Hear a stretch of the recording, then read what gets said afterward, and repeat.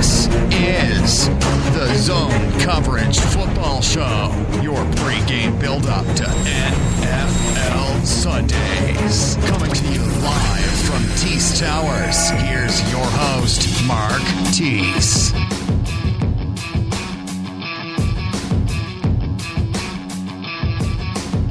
Hello, and welcome to the Zone Coverage Football Show, episode 50 of the show, your pre-game build-up to NFL Sundays. I'm your host for the next 90 minutes, Mark Teese, as we delve into the wonderful world of pigskin. But before we get into all that, let's get the formalities out of the way, shall we? First up, if you are listening live, you've got two options here. You can either listen via the TuneIn or the Spreaker app. The cool thing with the Spreaker app is the live chat room, and here you can interact with like-minded pigskin fans as the show unfolds. So just head on over to Spreaker.com, search your Spreaker in your app market, sign up, it's all free, search Zone Coverage Football Show. Come and join in the fun. In the chat room so far we have Terry and John. Good afternoon, gents, hope all is well. And then beyond all that, I know life's crazy busy, the football's on, you might want to watch the Premier League and so on and so on. A few day trips and stuff still going on, the kids are off school. So if you want to listen back whenever you feel, at your own time, your own leisure, you can do via iTunes, Stitcher, YouTube, SoundCloud. And while you're there, don't forget those rankings and ratings. They really help the show getting noticed going forward. Also, if you want to connect with me via social media, feel free to do so. You can find us on Facebook, Google+. We are now on Instagram. You can also tweet me at Zone Coverage FS, which is probably the best way to get in touch as we go through the week.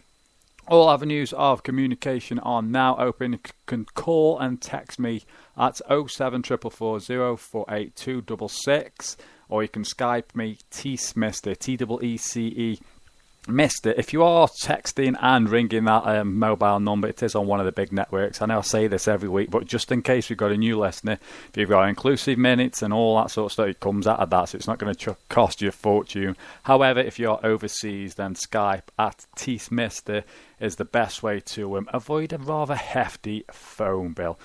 So here we are, episode 50, Week 2 of the pre-season. I've only caught limited games this week, I'll be honest, in regards to the pre-season.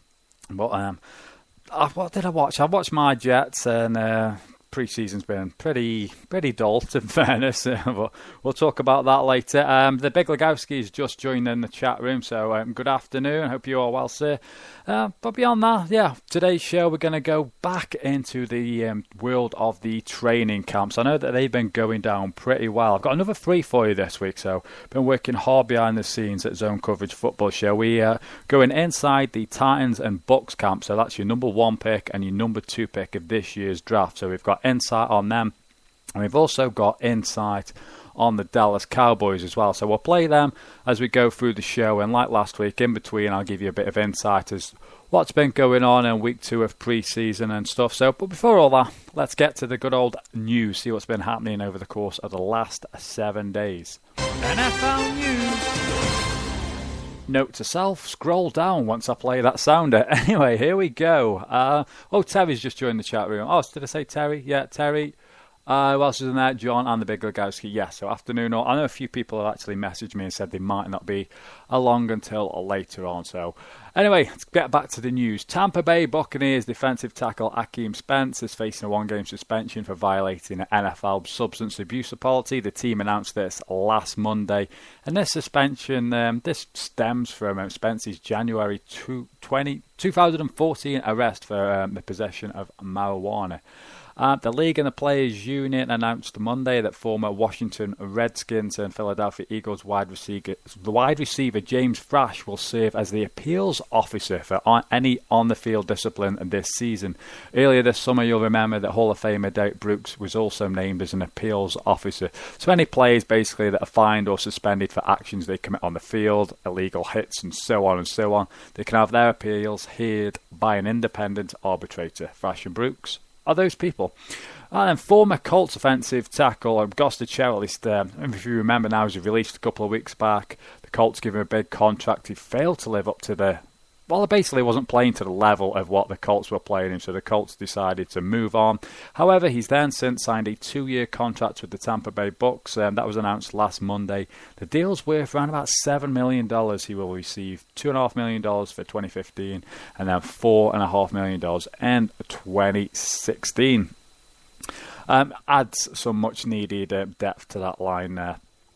The line that gave up 52 sacks last year, Tampa Bay Bucs. So, fingers crossed he can just give the Bucs that little bit of extra that they need, because that line has been pretty damn bad for the last couple of years. Moving on then, Cleveland Browns centre Ryan Seymour. He's got a 4-game suspension again, violating the performance-enhancing drug policy. You remember Ryan Seymour last year? Alex Mack went down. I think the Browns were 7-4 at that point, and they lost every game from that point onward. Well, he served as Alex Mack's backup, and he played, I think it was 170-odd snaps during last season. It's not exactly a big loss at the moment for the Browns, where if Alex Mack goes down in those first 4 weeks, the Browns have got some serious problems there.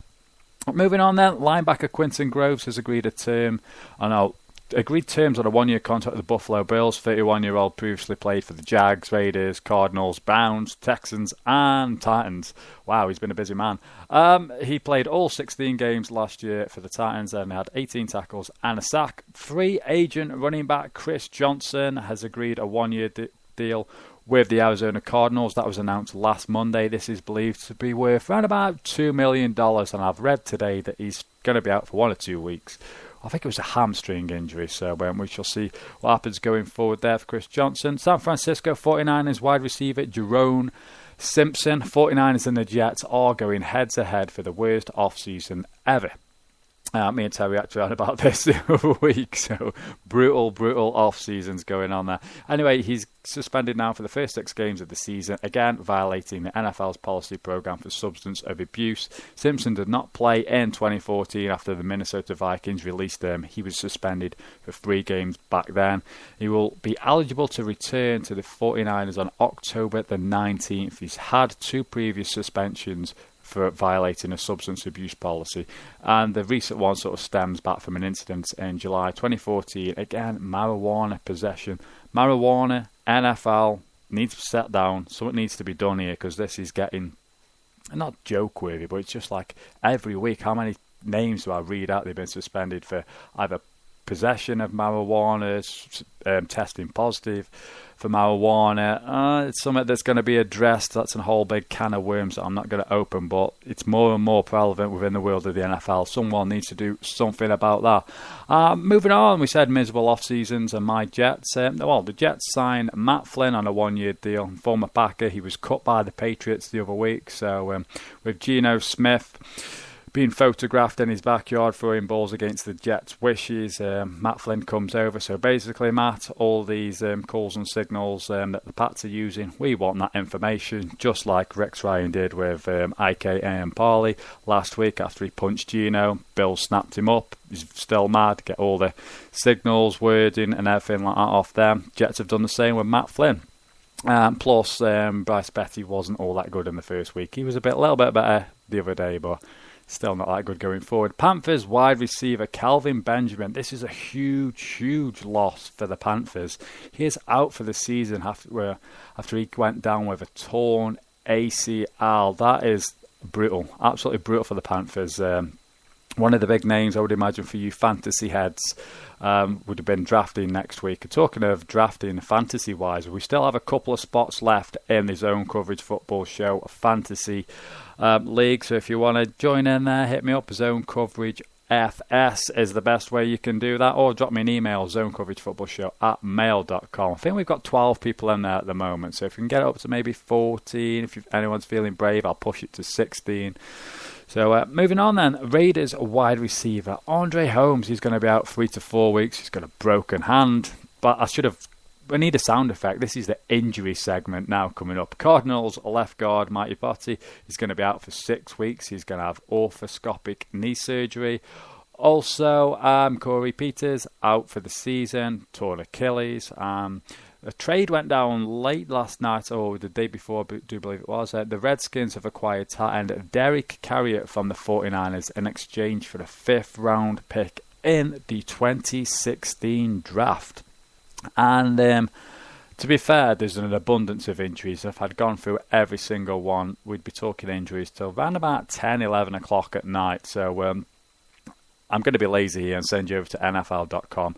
They've got a full injury list on there. I've just read off the bigger names of the ones that I can read. Well, ones that I can find. And what I thought was important, in all honesty. Not that some injuries are more important than others. It's just the way I decided to roll today. So I mentioned the Fantasy League. I've also set up a Survivor pool as well. I will tweet out the details to that. So if anyone wants to be in a Survivor pool, hit me up at Zone Coverage FS on Twitter. Also, Fan versus Fan. We are now only a couple of weeks from the actual season kicking in. So Fan versus Fan, if you are a new listener, we get two of you on the line. You get a minute to 90 seconds each. Tell us why you're going to win. We then put it out to the listeners who come up with the best arguments. There's no fantastic prize. I'm not going to be rolling a car down your drive when you nail Fan versus Fan. It's just a bit of pride, a bit of bragging rights. It's good fun. Everyone likes listening into the Pigskin fan sort of knowledge. It's just a nice place to come talk pigskin, have a bit of fun. So if you want to register for Fan versus Fan, again, just tweet at me and stuff. I've got a list somewhere. I do have a list. Quite a few people have got in touch with me. Actually, John McDonald did, who's in the chat room now. I know Robert, who usually listens, Saints fan as well, UK Broncos, Brett Loveday, Cowboys fan. So there's plenty of places going. So I'll put you down for that, people, if you want to be involved. Right then, I'm going to check in on Twitter at Zone Coverage FS, see what's going on there. Again, I must open Twitter quicker. My phone is so slow today. Yeah, nothing happening on Twitter. Very, very quiet. Let's delve into these interviews. I'm going to drop into the chat room, see how everyone is. So if you want to come over to the chat, go to Spreaker.com, search Zone Coverage Football Show, sign up. It's all free. You can listen via desktop, your tablet, your phone. I'm going to drop in the chat room now, talk to you guys. And while I do that, let's sit back and listen to... We'll go Cowboys first. Let's hit up the Cowboys camp. So here we go with some Cowboys insight via Stephen Van Over. So enjoy, folks. Joining me today on the Zone Coverage Football Show is Stephen Van Over. He is an editor, writer, podcaster and photographer for @Sportsline Talk Network. You can find him on Twitter at Stephen Van Over. Stephen, an absolute pleasure to have you on board. How are you today? I'm doing great, Mark. Thank you so much for having me. Anytime. The pleasure's all mine. Before we get into the nitty-gritty then, Stephen, just give a brief intro to yourself, what you do over at the Sports Talk Line Network and the podcasting and that, if you wouldn't mind. Not at all. Thank you for the opportunity. Right now, assigned to the Dallas Cowboys desk, which that's fine with me because it was my team growing up. And I'm out covering the Cowboys camp. We go out to camp. There's a group of us. We take turns being on the sidelines. We take pictures. We have awesome access. Get to do a few interviews. We write during the year and, of course, do podcasts wherever we can to talk about Cowboys football. Brilliant. Just right then, let's get into this camp. What have you noticed between this year's camp, obviously, going into last year? Most people had the Cowboys as a 3-4 win team. They exceeded expectations. Now expectations are high. Has camp differed this year than it was the previous year, or is it pretty much the same? No, it's different. It's different in tone, but I found every camp to be different under Jason Garrett. He definitely changes the camp based on what he's trying to do that year. This year, the camp is fast. I mean, very fast. They get in many more snaps than before, probably in preparation for playing the fast-tempo Philadelphia Eagles. Yeah. And they're wanting to just stay in really good shape, but also more physical. This team expects to succeed. It's much more talented, and they are much more physical than in previous years. So is it more like been forced on the team to run at this sort of Chip Kelly offense, or is that something maybe that they were going to sort of slowly ease into anyway? Yeah, and with the offense in general, the biggest problem, of course, is the running back. They do have an incredible offensive line, but every running back that's stepped forward so far has gotten injured, and no one is taking the job, and it's a real worry. Yeah, like you say, you've got the line for it, but if no one's stepping to the plate, it's going to be an issue going forward. We'll touch on the running game as we progress through this, but let's start off with the defense, in particular the pass rush. You've got Randy Gregory, Greg Hardy. Mincy led the team with 6 sacks, 29 quarterback pressures last year. How good can this unit be going forward into 2015? This unit can be scary good. Right now in camp, when it's early, they're working on what Marinelli calls the get-off, which basically is that first step. And in previous years, DeMarcus Ware had get-off. That was about it. Everybody else was a slow starter in a two-gap type read system. Well, Marinelli runs a one-gap, which you read on the move, and instead of grabbing a player and seeing which way the play is going to go, what a defender does is he penetrates the line and has to make his read on the move to get to the quarterback or the running back. And before there was one guy. Right now, the Cowboys can put 4 guys on the defensive line that all have an incredible first step. And they're going to be scary good. By the time week 4 rolls around and Hardy gets back on the field, scary good. Yeah. Talking of like integral parts, you mentioned Greg Hardy there. Sean Lee, he's coming back off his torn ACL last year. He's moving to weak side linebacker. How's he looked and how's he finding his new role within the team? Sean Lee is a natural. He has tremendous instincts. A lot of players in the NFL don't have great football instincts. They're just great athletes that are put in places to do limited roles. This guy is an all-around football player. You would think he'd been playing weak side his whole life. He makes all the reads. He's in the right position. He's just smooth and natural. When he is in the game, the defense is so much better. Yeah, it's definitely one of my favourites to watch, if I'm honest. It's a shame, like, injuries have hit him so hard over the course of the year, over the course of his career, in fairness. It's good to have him back, and like you say, his leadership qualities should be evident going into 2015. Oh, absolutely. When he is not on the field, he's on the sidelines continuing to be the captain. There is no doubt who the leader is there, and he knows everybody's job, not just his, which is probably why moving to the weak side was just not an issue for him. And behind him, they got a guy named Damian Wilson, the rookie, is the backup to the weak side. And on passing downs, it will be Sean Lee and Damian Wilson at linebacker, and both of these guys can cover. They can fly, and they got nice hands. They're going to put up a heck of a pass defense with these two. Talking of the pass defense, a perfect transition here. The pass defense last year is ranked 26th overall. Have you seen any improvement beyond the linebacking spots there that you've just mentioned? Vast improvement. First of all, you have to start with somebody that nobody expected to be the best defender for the Cowboys right now, and that's Morris Claiborne. The former bust is having the best camp of any defender, and he is shutting everybody down. He looks incredible. If he stays healthy, this is going to be a very, very good group. Wow.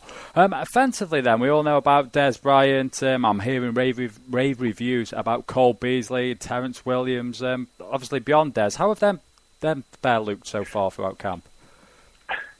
For everybody but running back, it's been a wonderful camp. Des, of course, is coming on very slowly right now as they work him back in because he missed so much of the OTAs. But he is in incredible shape. And when he's doing his drills, he still does those in the morning. He looks like Des Bryant. The guy who's having the most incredible camp is the guy that didn't have a great year last year, Terrence Williams, but towards the end of the year started coming on. He has continued that. He is catching everything. He is making blocks. He looks really, really good. And behind him, Cole Beasley is just being Cole Beasley. It's a really good group. The secondary group behind them, the backups, Devin Street last year, I believe he had 1 or 2 catches. This year, in preseason, he's got incredible hands. Him and the tight end Escobar have the best hands on the team. They don't get wide open, but the quarterbacks have learned, just throw it to them, and they're going to catch the ball, not the guy covering them. They both have really long arms, about 6'5", 6'6", and they know how to position their body, and quarterbacks now are just throwing the ball to them, and they're just snatching it out of the air. The defenders get frustrated. Basically, there's only 2 defenders that can really cover them. That's the rookie, Jones, and then the guy that I mentioned earlier, Claiborne.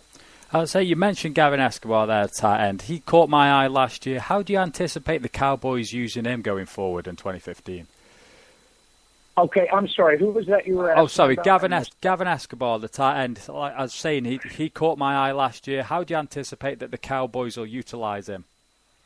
They're finally using him, I think, better than they did last year. Last year they tried to use him more on the inside, and that's not where his strength is. He is getting better at blocking, but I don't think he will ever be a great blocker.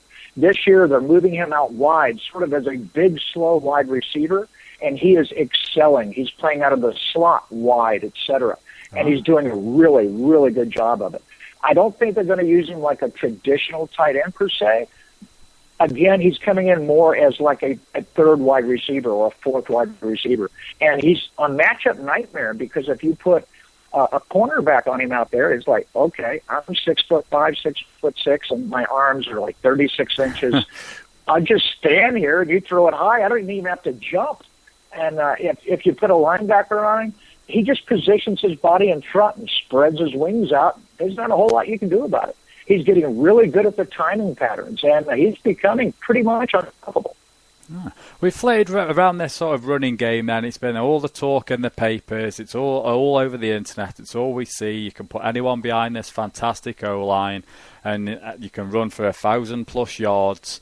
You mentioned it earlier. People are coming in. They're getting injured. How do you see this developing? Are we going to have a running back by committee, or is there an opportunity to be the one cowbell going forward?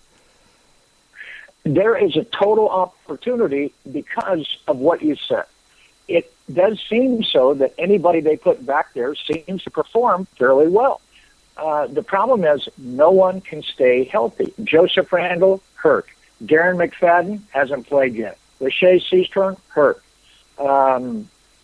Two guys they played last week, Johnson, who did really well, hurt, blew out his shoulder. They signed two more guys this week, Ben Molina, who they actually had back at OTAs, and he was hurt earlier, and a guy named Michael Hill. Guys off the street, and we'll find out how they look this week because they're going to have to play because everybody in front of them is hurt.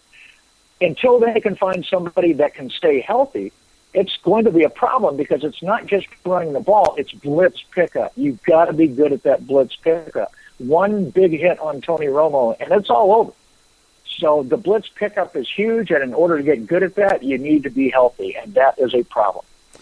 Something else that's sort of been associated with the running game of the Cowboys is one person in particular, in fact, is Ray Rice. How would you feel if the Cowboys went in that direction? Because obviously they've got a few questionable characters, and it's well known throughout the NFL that the Cowboys are willing to take a chance on certain players. Do you foresee them going down that route if these injuries continue to stockpile? With Ray Rice, it really boils down to two things. And the first question you ask is he a good running back? Well, since his carries went down, he was like 3.1, 3.2 yards a carry behind a pretty good offensive line last year. That's not a guy that I think the Cowboys are going to look at unless everybody else is gone. Before they'd look at him, they'd look at somebody like Eddie Johnson or something like that. All right. Sort of moving on then. Rookie-wise, who's been the rookie sort of like standout in camp? And I also have to play devil's advocate. Who's been a disappointment as well? Okay, that's pretty easy on the standout. You have two guys that did not stand out the first day, other than the fact of who they are. And I mean Lael Collins, the offensive lineman that dropped into the Cowboys' laps after the draft. And then, of course, the rookie defensive end, Randy Gregory, who dropped into their laps in the second round because he likes the ganja man. And that got him down to the second round for them. Both of these guys showed up in camp. They're tremendous athletes, and they did okay the first few days, but nothing special. Randy Gregory keeps getting his chin shoved into the dirt by the better offensive lineman against the Cowboys.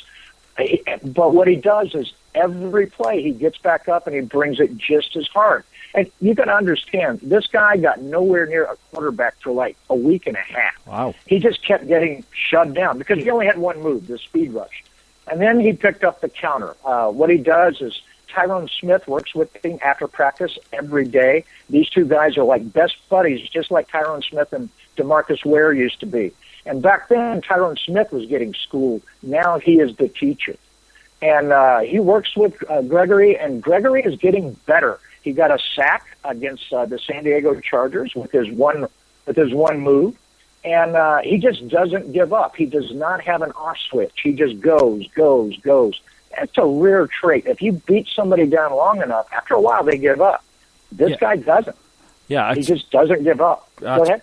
So it's great to hear. These are the sort of stories that I want from camps. You want to hear about the veterans taking aside the young rookies and showing them the ropes, giving them advice and tips, and because the continuity and the experience that you can gain from the vets and that it's surely going to help the team going forward. Oh, absolutely. And not only that, the guy is getting some private lessons. Charles Haley, if you remember who he is from San Francisco and Cowboys Super Bowl year in the 90s, he came out and has worked with him several days one-on-one, giving him private lessons. And then, of course, Leon Lett, if you remember who he is back from Cowboys days in the 90s, he is now his position coach, and he works with him all the time. I mean one-on-one work. Before practice and after practice, him and Marinelli, they take Randy Gregory aside and they work specifically with him on a new move every day. They're trying to increase his tool set, and it's really, really having an effect. Oh, it's great to hear. Like you say, Randy Gregory poised then for defensive rookie of the year, or is that too big a push? Too big an ask, should I say? Wow.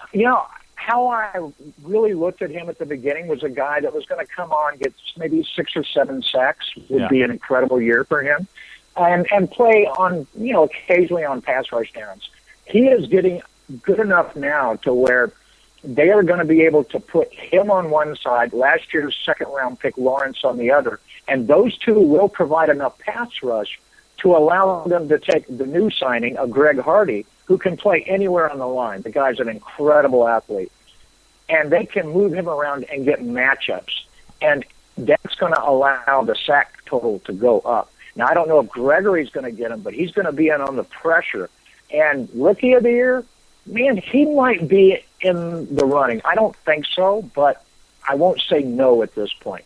And then you flip to the offensive side of the ball. La'el Collins, I mentioned him earlier. He wasn't getting much of a chance because Ronald Leary in front of him was not giving him a chance. But now Ronald Leary's back is injured, and La'el Collins is getting to run with the ones, and he might not let go of that position. He looks good. Wow. I was just going to say, will Leary get back in the side once Collins is in there? But you seem to have answered that one. Leary was the most improved lineman last year, and he is again the most improved lineman this year. But if you're hurt, you're hurt. Yeah. It's the way it is. So I don't know how bad his back is. They had an MRI on it. I'm not able to get any information. We have some access to some people there on the sidelines, but injuries and stuff, they don't really share that much information. Oh. Well, last couple of questions then for you, Stephen. Can you give us fans like an under-the-radar guy to keep an eye on throughout the remainder of camp and into these last couple of preseason games? Absolutely. A guy that you're going to want to keep an eye on to see how much playing time he gets. I don't think he's going to make the team out of the box this year, but I do think he'll be on the scout team and or probably put on an injured list for like a hangnail or something because he's so talented but so raw, is Efe Obada. He's your countryman, and he's over here competing with the Cowboys, and he also is getting private lessons from Marinelli and Lett. And they do not waste their time with someone that they don't believe in. If there's just a camp body in there, they're not going to be giving him private lessons during and after practice. This guy is getting them, and he's absorbing them.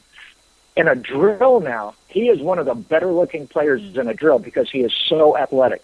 And then once you put him in a game situation, he starts thinking, and he gets a half a step behind. So he gets lost out there. That's to be expected. But he can play. The guy can play, and you will watch him. The other rookie, Ryan Russell, the defensive end, he's really versatile and makes plays from time to time. He's a guy you're wanting to watch. And then a guy that's really blowing heads up and going to be a lot of fun in the return game is Lucky Whitehead. He's a wide receiver. He's built a little bit like Cole Beasley, but more weight, and he's got some wheels. He can really run, and he's having a nice camp. The last guy is the quarterback. He's our third-string quarterback, but I hope he becomes our second-string quarterback soon, and that is Dustin Vaughn. The guy just raises the elevation, the play of those around him, and he makes plays. So he's a lot of fun to watch. He's got some accuracy issues, but he's definitely better, in my opinion, than Brandon Weed. Excellent. Some fantastic names to keep an eye on throughout the course of pre-season. Like you say, a fellow countryman over there doing great work with the Cowboys. Stephen, that's pretty much it for me. I've got no more. Again, folks, if you want to follow Stephen, you'll find him on Twitter at Stephen Van Over, also at Sports Talk Line Network, I should say. We'll get there eventually, Stephen. Apologies there. All that's left to say is thanks for coming on to the Zone Coverage Football Show. It's been an absolute pleasure talking Cowboys football with you. All right. It's been a pleasure being on the show. Hope to be back sometime, Mark. And yes, hello to everyone out there in England. Oh, appreciate that. Yes, and we'll definitely get you back on, Stephen. Thanks for your time.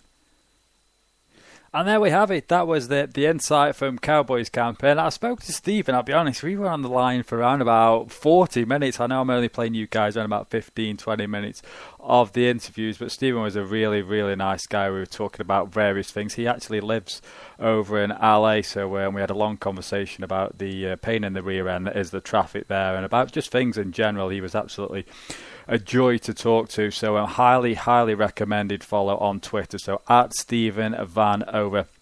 Not just for Cowboys talk, but just for someone to talk pigskin with in general. Really, really nice guy. Junaid's dropped me a message. Junaid, I know we've been sort of tweeting back and forth while that interview was on. And he said he's going to ring the show. I'll drop you a tweet when we are ready for the phone lines will be open around about 15, 20 minutes. I will delve into the chat room in a moment. I'll give you a bit of information from the Thursday night preseason games that went down. And then I think up next we will head over to the Titans camp, but that will be coming in a moment. We've had quite a few tweets. Talking of Twitter, at Zone Coverage FS, if you want to tweet into the show. Quite a few people did retweet the Cowboys link, so really, really appreciate that. I can find out who it was now that retweeted everything. We will get to it in a moment. At Dundee NFL, they tweeted at me their latest podcast. Please go check that out. It's got Simon and the Wee Man in utter panic at the moment because they had guest hosts this week, so highly recommend you go and check that out. And speak of the devil, because Martin's just dropped into the chat room. So good afternoon, Martin. I think Stephen's in there as well. I've not said hi to Stephen yet. So again, plenty of good talk going on in the chat room. And what seems to be dominating the conversation at the moment, we mentioned Calvin Benjamin's injury for the Panthers. And I posed the question in the chat room, actually, do you think the Panthers now will win the South? And everyone seems to feel that the Saints will win it going forward. So your thoughts on that, people? At Zone Coverage FS, who will win the South now, and does the injury affect the Cowboys that much? And also the latest thread in there is Rookie of the Years. We've got offense and defense. Martin's just posted up Amari Cooper, and defensively Shane Ray. They're a damn good bet. Amari Cooper, there's some great vines of Amari Cooper. If you can just go on to Vine or the web in general, search Amari Cooper vines from training camp. He is embarrassing DBs with ease. His double move is phenomenal. His footwork is outstanding. Just go search. It'll blow your mind. I've been really, really impressed. Again, Twitter then. Robert, our regular Saints fan, he's been in touch. We've been talking about the Saints. Said he was very impressed with the Saints last night. Said Drew Brees and Brandon Cooks definitely highlights him. Will Davis, not only a hat rack, he's on his way back from Brussels. He's on the train at the moment, so he's going to catch up with the show later. So shout out to Will there. Appreciate the tweet, buddy. That's about it then. We'll talk about the first couple of games that happened on Thursday night. Involved the Lions and the Redskins. This was a game I've watched the condensed highlights of, and you would have seen the, for me, sensationalised headlines. RG3, yes, he did get pummeled. But I saw, which surprised me because I do like the Around the NFL podcast. It's one of the best podcasts out there. in fairness, US-wise. And Greg Rosenthal, he wrote up a piece saying that RG3 was to blame for those sacks, and I have to disagree. And I was having a chat with a Redskins fan on Twitter about this. I really don't think it was RG3's fault at all. The line was poor for me. What's his name now? Brandon Scherf, he got caught on his heels once, was bull rushed into the backfield. He gave up his chest way too easy. There was another incident where he didn't pick up the blitz. DeAndre Levy absolutely pummels him. And then there's a series later on, safety blitz. No one picked up the safety blitz there. So for me, RG3, he did get a lot of criticism, but he hung in the pocket. And yes, he did get hammered, but he hung in the pocket, took the beating. I know he's now been diagnosed with a concussion and so on, but try not to fall for the headlines, I suppose, is what I'm trying to say. I was like, wow, really? It's a bit harsh. I think it's just easy to pile on RG3 at the moment. Granted, he doesn't help himself by what he says sometimes within the social media, and it is easy clicks for certain outlets, but the game tape doesn't lie, so go check the game tape out, people. Next up was the Buffalo Bills and the Browns. The Bills won 11-10 on this one. The brief sort of highlights that saw Tyrod Taylor again. He's impressing. Will they go with him going forward? I mentioned it last week because I did watch the entire of the Bills game last week. He was like how you'd expect Johnny Manziel to play. That was my analysis last week. He did look a little eager to bail out the pocket. This is a game I'm going to go and watch back. I do have a few to go and check out later on, so we'll get to all that. But if you've any insight from the preseason games that I may have missed, I'll have a little bit more Monday, so if you want to tweet at me tomorrow, I'll talk a little more in depth on Monday in regards to that. What game I did see, what was I watching, was the Lions. Talking of the Lions, I put a tweet out there, and Golden Tate is an absolute joy to watch out of the slot. I was very, very impressed in that game against the Redskins. I've never seen, you've seen it, but not on such a consistent level. He was finding the spaces in between zones with ease. He was just settling down in the space, get the ball, and yards after the catch were phenomenal. Golden Tate for me, I think people are sleeping on the Lions. That front seven looked very impressive. I know Sue's gone, Farley's gone. They've lost a lot of people from that line, but the Lions, I'm warming to the Lions. They could be a sneaky, sneaky good team. I know everyone's high on the Vikings, which is granted. They've lost the right tackle now, so that's going to affect them. But I think we are writing the Lions off at our own peril. So I see them having a good season this year. Right, less of my ramblings. Let's get back into the camps. If you want to tweet at me whilst there's next interviews on, feel free to do so at Zone Coverage FS. And I'm also going to drop back into the chat room as well. So this is from Jimmy. Jimmy was at the Titans camp for quite a few days as well. So sit back and enjoy this. This is Titans camp with Jimmy. Joining me today on the Zone Coverage Football Show is Jimmy Morris. He is the head blogger at MusicCityMiracles.com. You can find him on Twitter at JMorrisMCM. Jimmy, an absolute pleasure to have you on board today, sir. How are you? I'm good. How are you? Yeah, excellent. Yeah, looking forward to catching up on some Titans football. It's something we don't hear a great deal of over it here, if I'm honest. Before we get into the nitty-gritty of this then, Jimmy, give us the UK fans a little insight to yourself and the MusicCityMiracles.com website, please. So I've been covering Titans since 2006. That's when the Music City Miracles blog started. That was Vince Young's rookie year. So we've been through Vince Young, Jake Walker, and now Marcus Mariota. Obviously hoping that Mariota will work out much better than the other two did. Just covering the team every day, going to some training camp practices and games and stuff like that, and just really living and breathing Titans football.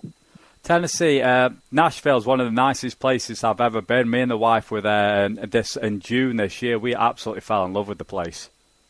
Yeah, it's a growing city. I mean, it's amazing. I've been here my whole life, and so I mean, it's amazing just to change. Really, even in the past 5-10 years, how much it's grown, and really, in America, it's one of the biggest up and coming cities around. So we're pretty excited about that, and hoping that now that we can become more of a media market, get a little bit more attention, and obviously, having a franchise quarterback would help that. Let's get back to the football then. Right then, let's start off with training camp. Has it looked any different this year to the previous years? Any sort of notable changes? No, not really. I mean, this is only Wiz and Hunt's second training camp. So, we came from the Jeff Fisher and then, Mike Munchak, which was kind of an extension of Jeff Fisher, really. Yeah. So, training camp was a little bit different last year. But this year, it's been pretty much the same as last year. They've had a few less open training camp practices. That's not something I guess Wisenhunt is concerned about with as the former two coaches were. But no, the breakdown has been pretty much the same as far as the schedules and the workouts and that kind of stuff as it was last year. Well then, let's start off with this O-line. I've been reading a lot of stuff on the internet over the course of the past few days. A lot of talk about Andy Levitri may even get traded or cut even, so I should say. Brian Schwanke as well, he struggled last year. How's this O-line looked? Because they're going to have to protect Marcus Mariota this year.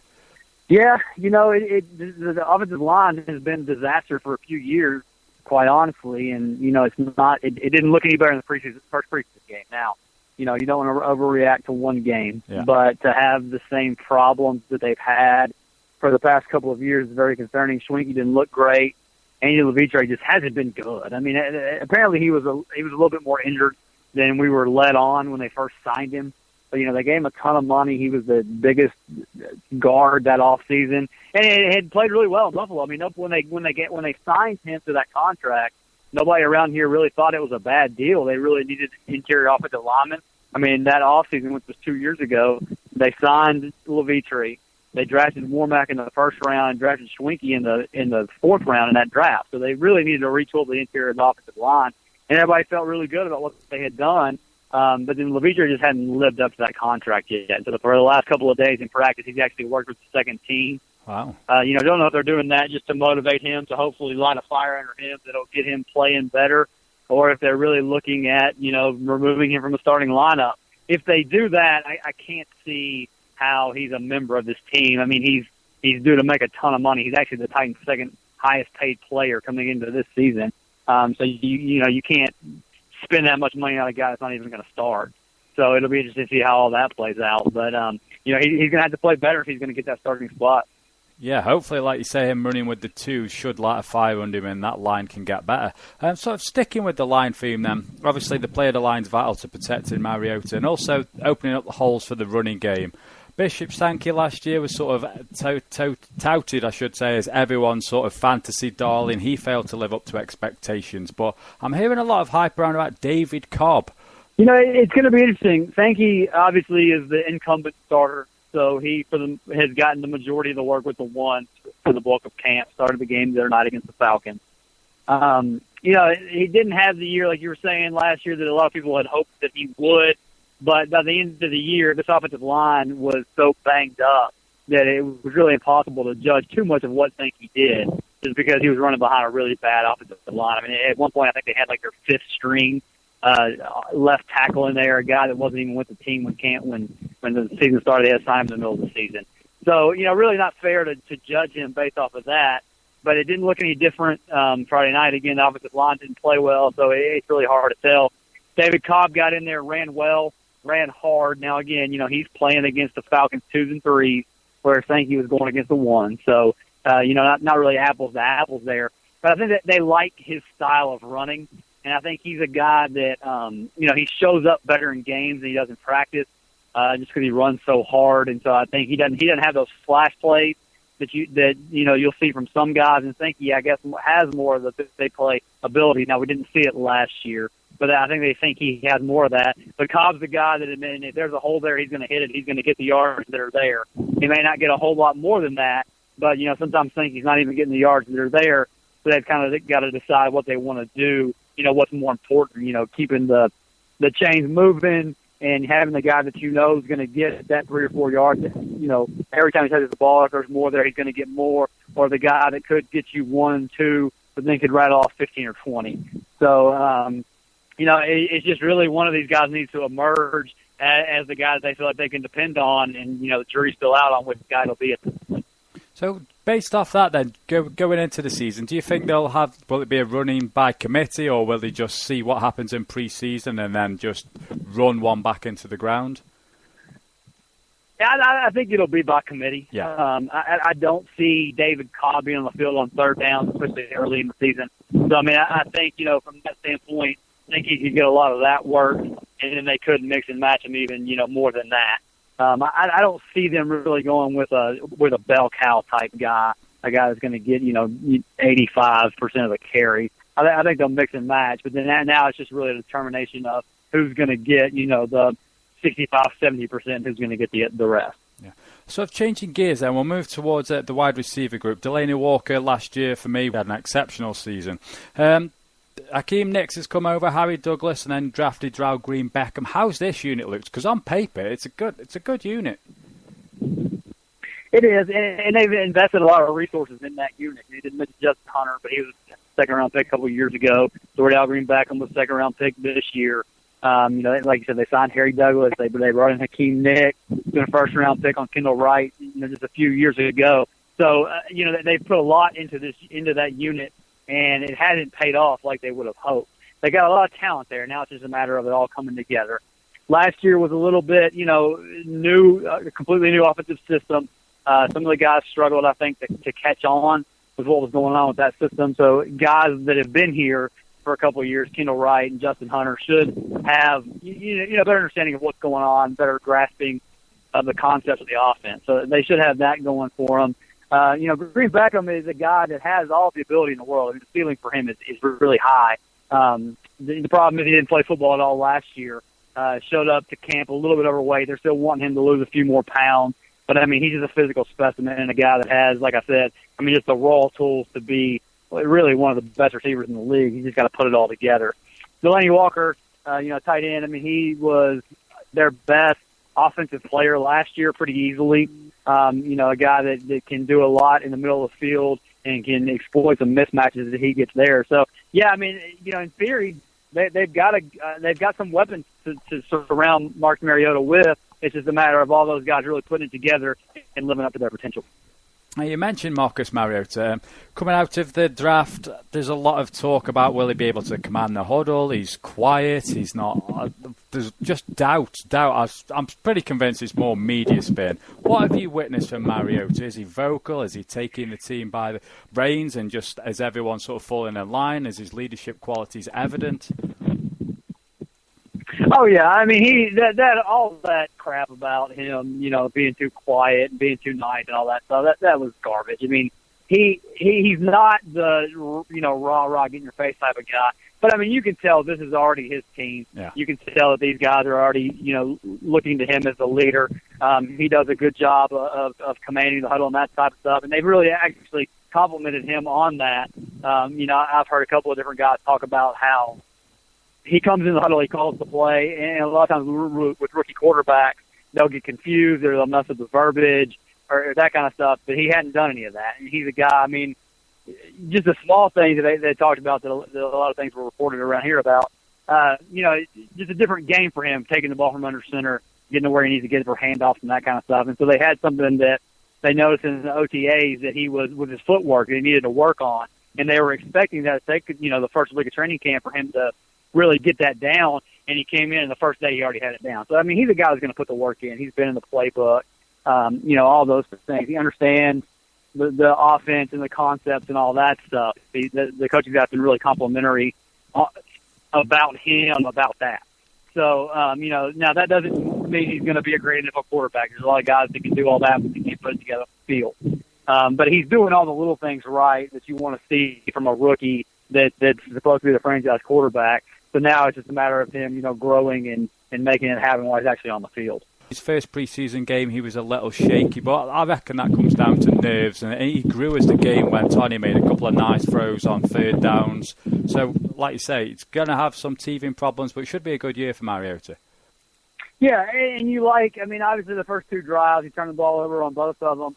Not what they wanted, but he came back on that third drive, like you said, made a couple of nice third down throws, got through his progressions, stayed in the pocket. You see a lot of these guys that can take off and run. That's the first thing they want to do in preseason games is get out and run.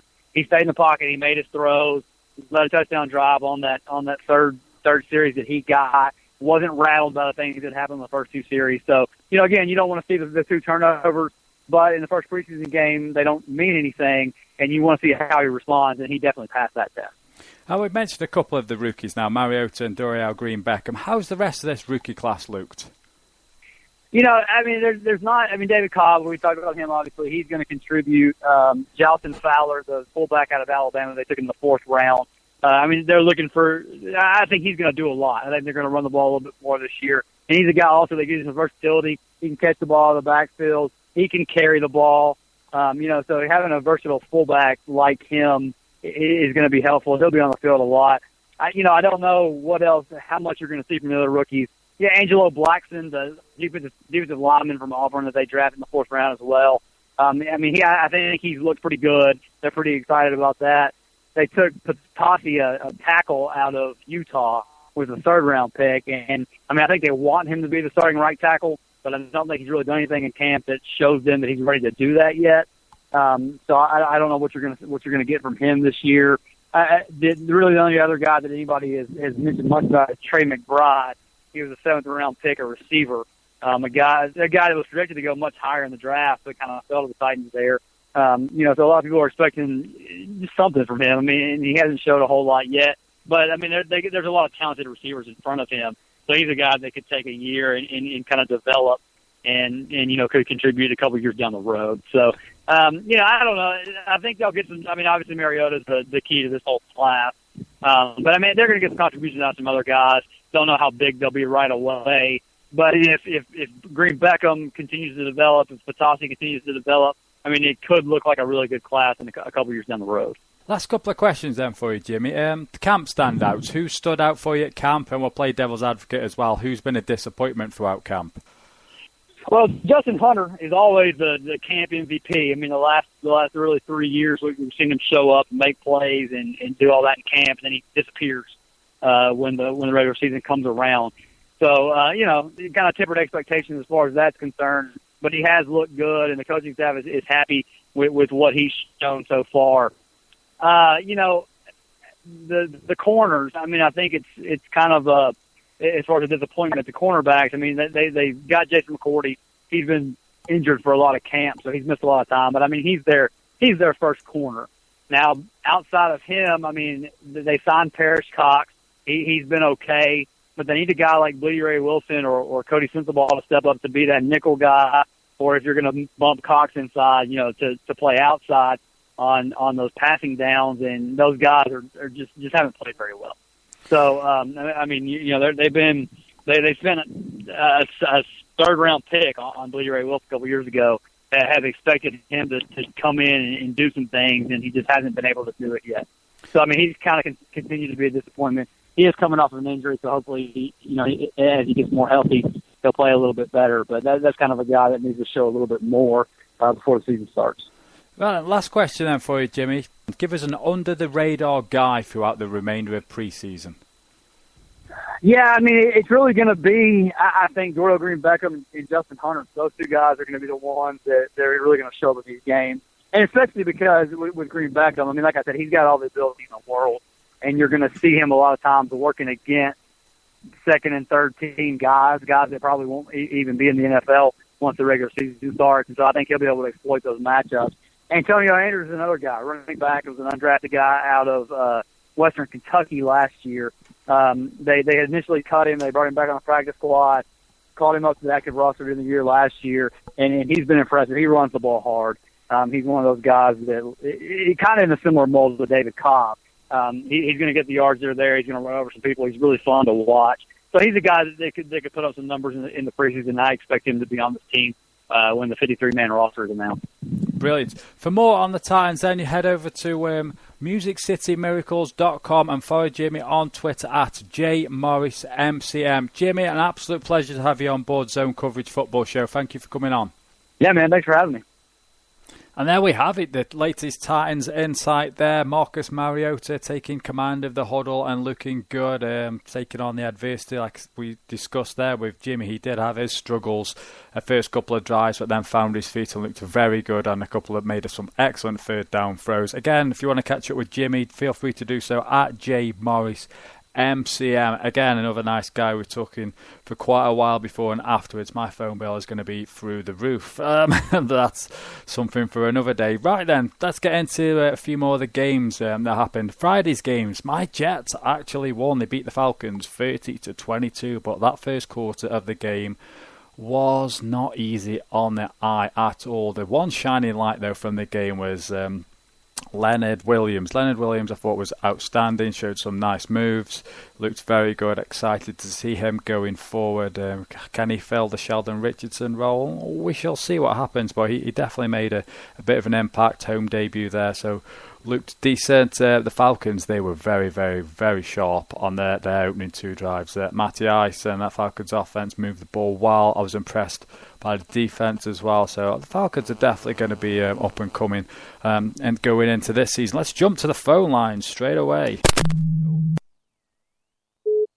Oh, I put the phone down by accident. You have to try that again, Junaid. I have pressed the wrong button. Excuse me. Please try that one again. Here we go. Oh, we've got all sorts of madness going on. Excuse the random noises, people.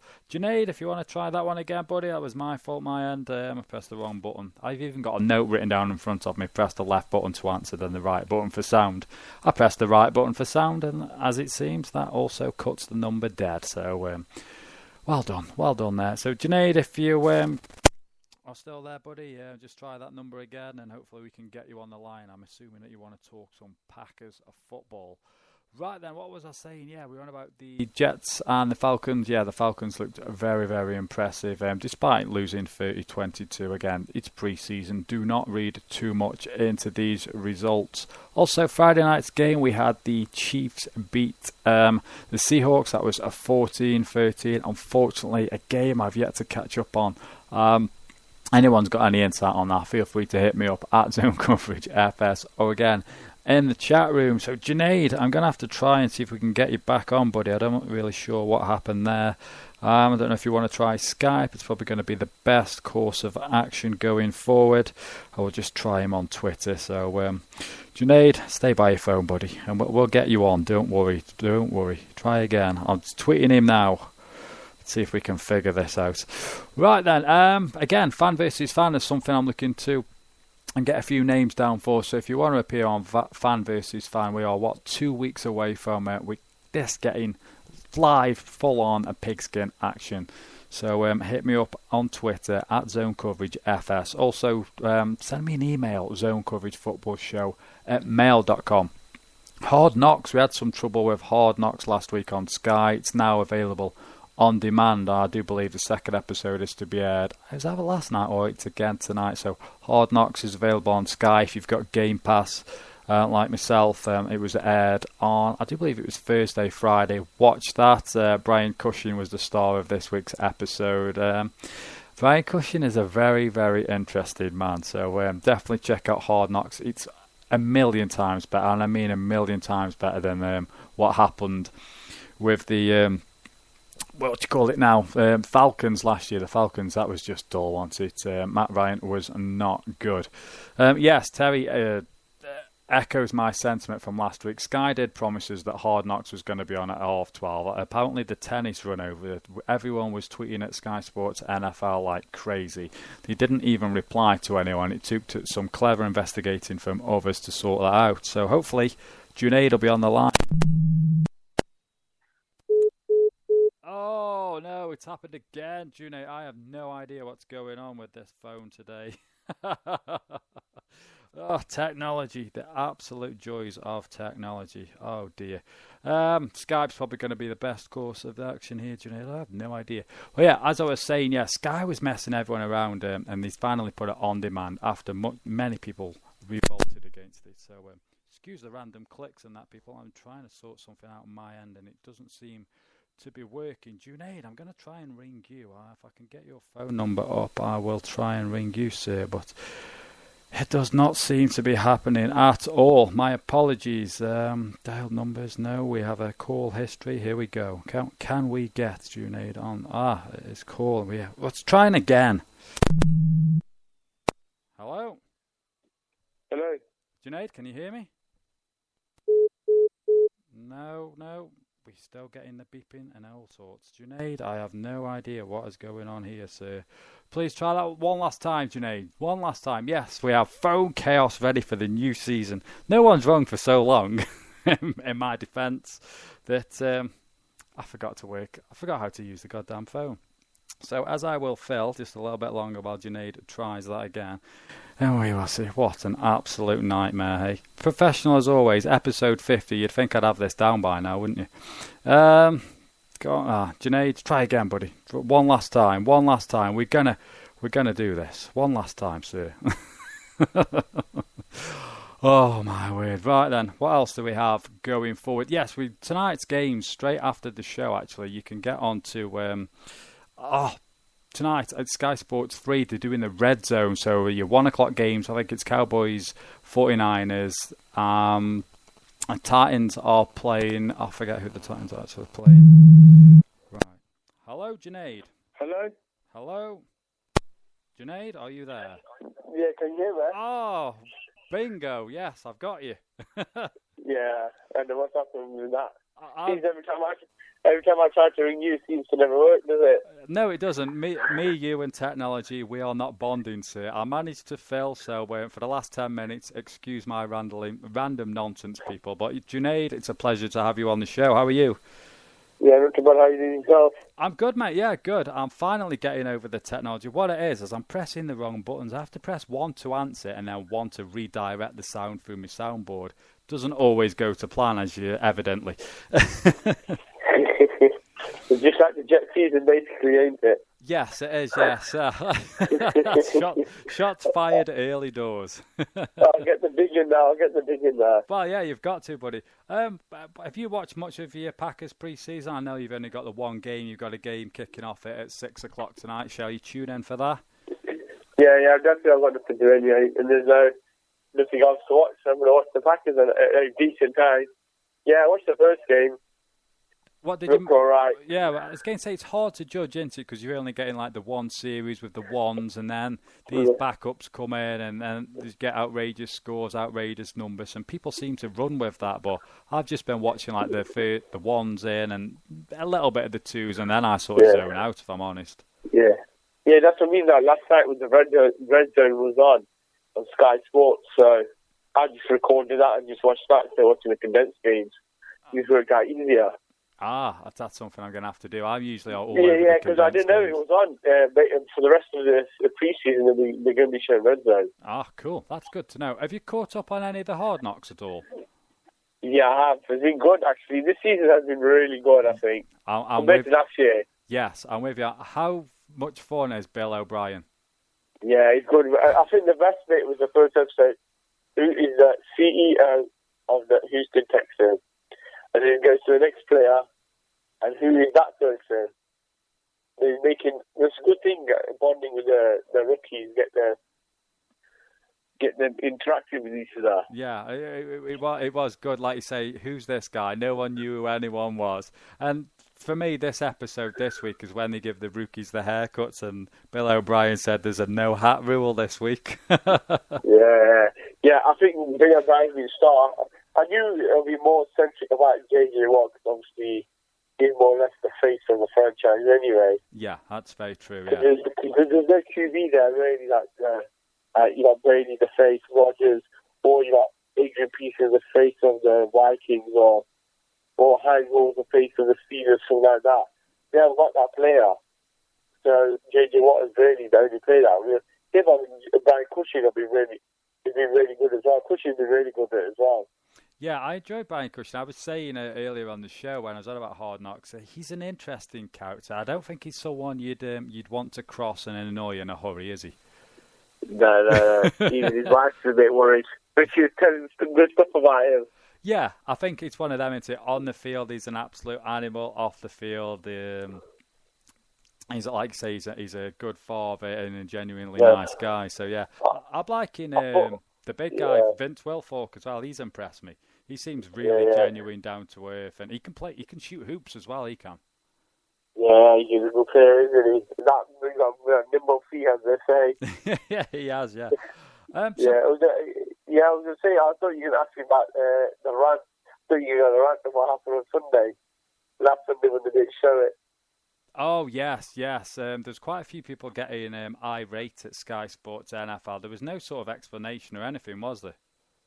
No, it wasn't. They didn't say, like, I'm fair enough the tennis finished late.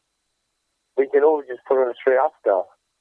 Yeah, well, that's it. Just I think there's quite a few people moaning because they were showing, was it the Arsenal game for something like the third or fourth time that day, and like you say, just put it on that a little bit later rather than the next day.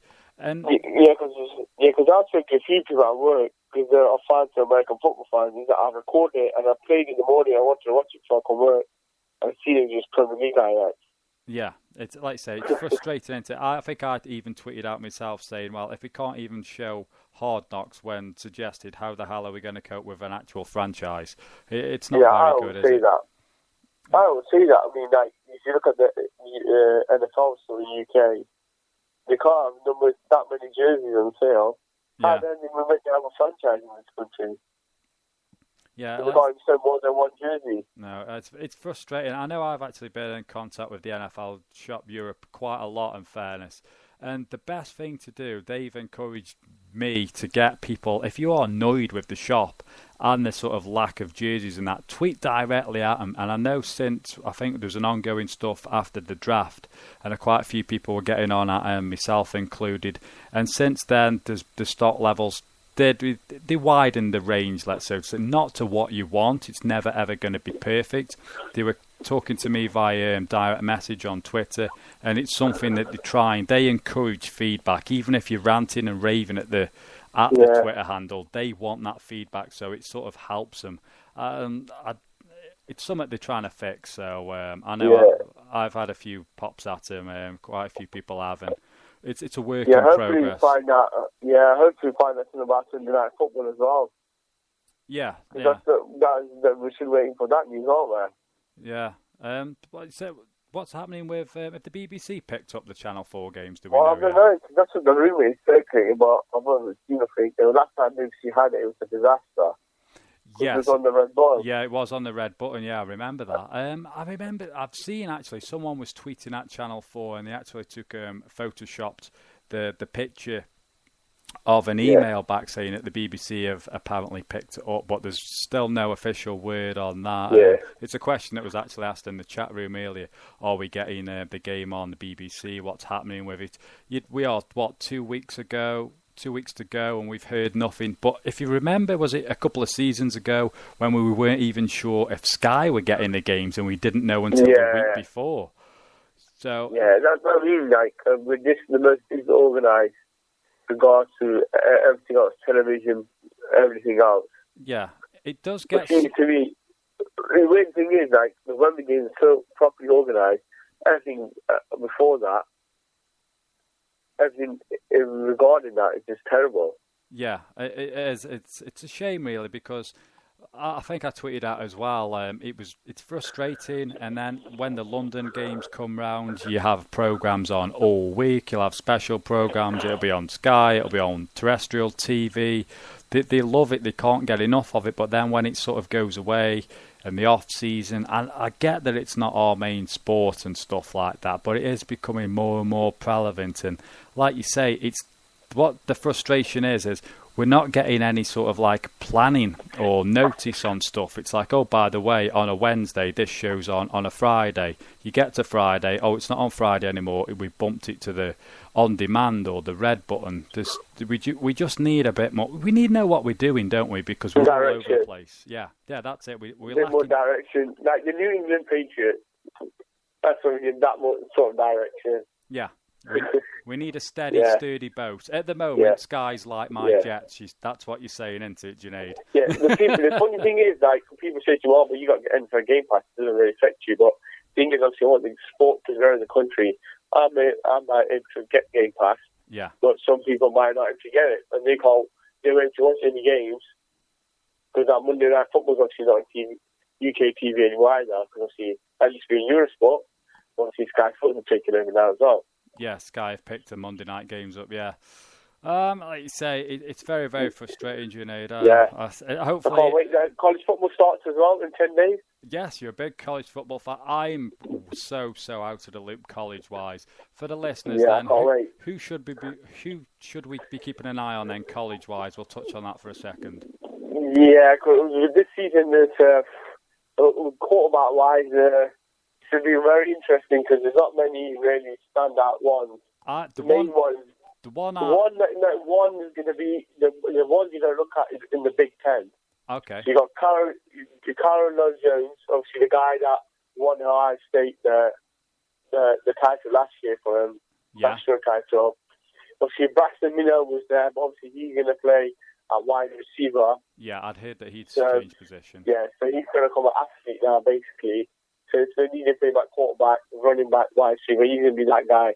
So you got Coral Jones, and also you got Hackenberg in his third year at Penn State. Yeah, Hackenberg, that's a name I've heard a lot about. Then you're going to hear one or two in the SEC. You probably got there's not many in there. So you got all of them are going to be young guys. So anyone that's going to declare, you're not going to really see anyone come from the SEC this year. But in the Pac-12, obviously, you're going to have one or two guys that you're going to have to. Hogan from Stanford. He's another one that may light you up or may get, because obviously he had a very good freshman year. Yeah. And his second year wasn't very good. And then this year is the year that you could see him really make some noise. But obviously the guy you're going to look out for is the Baylor team is Sean Oakman. He's about 6'5", 300 pound defensive tackle, and he's a tank. That name Oak, that's what he is. He's an absolute tank. He's a defensive end. He's a machine. Who's he play for again? Sorry, Junaid? Baylor. Yeah, Sean Oakman. If you're looking for a pass rusher, he's going to be one of the guys you look out for this coming season. Obviously, the running backs are all the best. Last year was the year we looked for running back. This year is very up and down in terms of players. I think this is the year where you see they say the weak draft. This is the year you could hear that word creeping up. Oh, like a couple of years ago, that was a poor draft. Yeah. Because obviously with quarterbacks and stuff, obviously there's not going to be many guys around, and then obviously running backs, wide receivers, defenders. Obviously with the college football, you just don't know, innit? Because sometimes guys just pop out the blue. We see every year, don't we? Yeah. Some guys have that good second year and the third year they just declare. And then, in terms of competitiveness, it's going to be one of the best years. It's going to be really close. In the mix, you've got probably Ohio State in the mix to the end. They'll be involved. Alabama, you can never discount Nick Saban at the playoff race, especially missing that last year and the year before. He's going to be another team. Obviously, you got Baylor. The team to watch out this year is going to be Baylor for the Big 12. What about? I know I say I'm out of the loop. What about TCU? Yeah, TCU is going to be another one. The Pac-12. Sorry, the Big 12. I get confused because there you got 10 teams that they call the Big 12. That's another story. Yeah, you got 10 teams. Yeah, Baylor, Oklahoma, TCU. They're going to be very good. They're going to have one of the best defensive teams. But obviously, the group, attack in terms of offense should be much better in the second year as well. Because obviously they had a new offensive coach last year. They went to a spread system, which all Texas high schools run anyway. And they went to that system and it seemed to work well for them in the Big 12. But the Big 10, it's going to be Ohio State, Michigan State, Wisconsin. I love them so much, and not going to do much this year. And then you got obviously you got Oregon, Arizona State. The SEC you're gonna have Alabama, Auburn, Texas A&M there. Tennessee should have a big comeback year this year as well. So it's gonna be awesome. It's gonna be fun. Before you go, it starts next week on next Thursday. Sorry. Next Thursday. Awesome. I'll it's sure like, to. It's the 28th. 28th. Yeah, 20. Yeah, the first game of the season is North Carolina versus South Carolina. Oh, you got a big rivalry. Yeah, and then obviously the weekend you can have Wisconsin versus Alabama, Boise State versus Washington as well on a Friday. If you got BT Sports, if anyone's got BT Sports, ESPN, they're showing 8 games live next week on TV.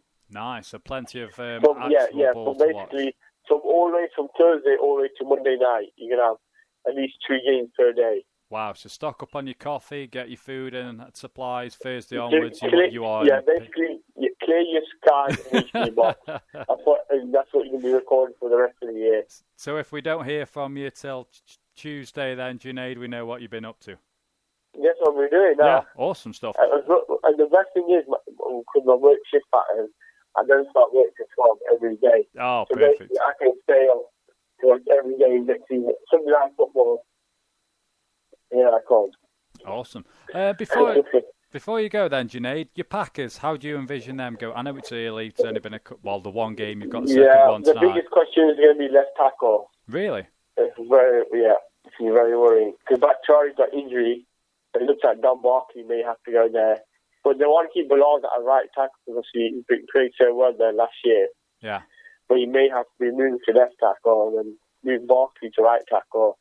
So that's the biggest issue. Because obviously last year offensive line was in the top 5, I think by PFF standards, we were at top 5. It was so good last year in terms of protection and stuff. But this year, left tackle could be an issue. I think there's still issues on defense. The mid linebacker are still a bit worried, to be fair. Offensively, I'm not even worried at all. Oh, no, I wouldn't running backs, wide receivers, tight ends, I'm not even worried about that. That's no problems. You have a bevy of Richie's offense. Yeah, basically the biggest issue is in the offensive line. A defensive line looks much better now. It looks like Raji's 100% healthy. Mike Daniels obviously had a massive year last year. Dante Jones. And then obviously got 1 or 2 other guys coming back from injuries. So that looks more healthy. If the defensive line lives up to what it needs to do, then we don't need to worry about so much of Peppers and Clay Matthews. Obviously they had good years last year. But the defense line didn't really help. And obviously, basically stockpiled our secondary this season. Got more athletes, it seems. A bit more speed. Yeah, should be a good year for your Packers then, Junaid. Yeah, because if you look at our division, all the divisions, the teams have got big wide receivers, big speed. Alphonse Jeffrey, Calvin Johnson, then you got Mike Wallace. And then they got 1 or 2 other players. People going to burn you with speed. So we need them type of players really in the team. Yeah, who do you see as your main threat then in that division? A lot of people talk about the Vikings. Are you on the Vikings train? Yeah. Yeah. I see my outside chance of them making the playoffs. Yeah, I could see maybe 3 teams. I'm not writing off the Lions yet. I've been impressed by what I've seen in pre-season so far. I was raving about Golden Tate earlier. Also, that front 7, they look quick. I know that Sue's gone, but they were getting a lot of pressure. I know that the Redskins have got a bit of inexperience on that line, but they look dominant in fairness. I think people are getting too low on the Lions, and they could be a sneaky good team yet again. I feel the Bears will be really behind. They look awful so far. Yes, that secondary for the Bears, that's been an issue now for the course of last year, changing to a 3-4 as well. For the Vikings, yeah. For the Vikings, I think the only thing that will let down is the offensive line. Yeah. Yes, if anything, their defense looks really good. I mean, you got that Anthony Barr, they got that Kendricks in middle linebacker. Yeah. Then you got the secondary with Harrison Smith. Then you got Xavier Rhodes on the other side. Obviously, you got AP. Obviously, he looks like he's been paid there. So yeah, that's it. AP's got some cash. He's happy. And the Bridgewater's got a bit more wide receivers. I think this will be a massive year for Kyle Rudolph. Yes, yeah. The fantasy advice, if you want Kyle Rudolph, a good pick maybe this year.